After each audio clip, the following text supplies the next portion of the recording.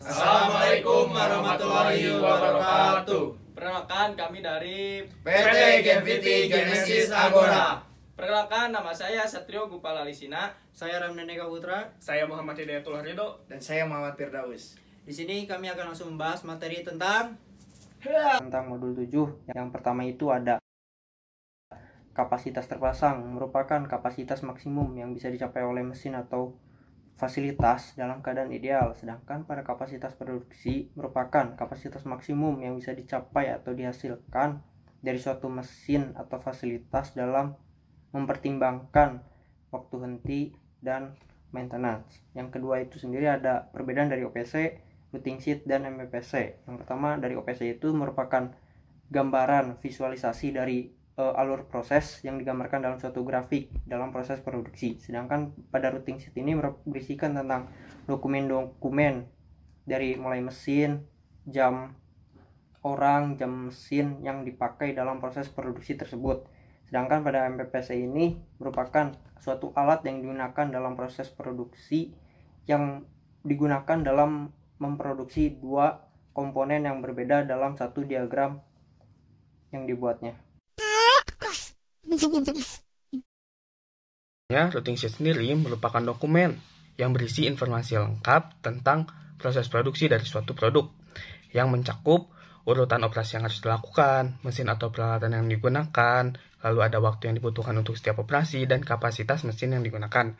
Nah, routing sheet sendiri digunakan untuk menghitung biaya produksi, memperkirakan waktu penyelesaian, dan bahkan bisa untuk mengidentifikasi kemungkinan masalah atau hambatan dari proses produksi itu.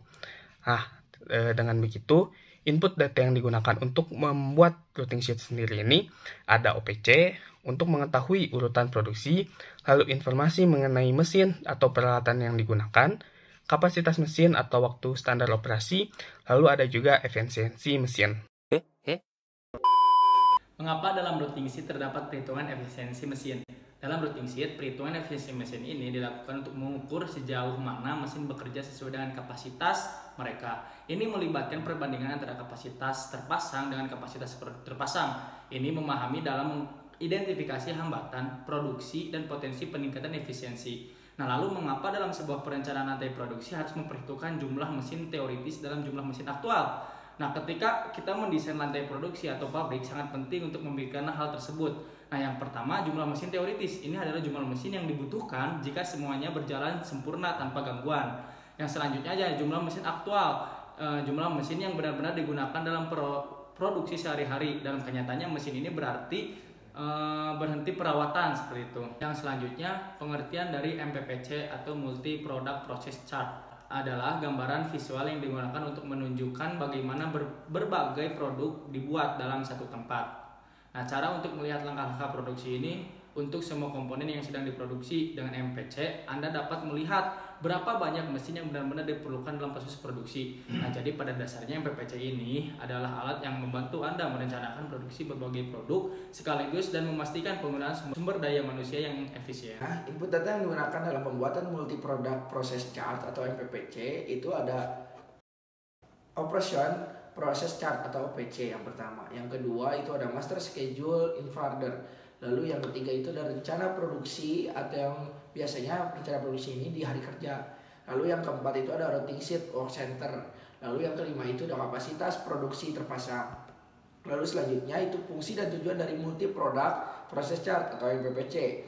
Lalu fungsi yang pertama itu mengkoordinasikan produksi berbagai produk dalam suatu fasilitas. Yang kedua itu meminimalkan perubahan dalam peralatan dan setup antara produksi berbagai produk.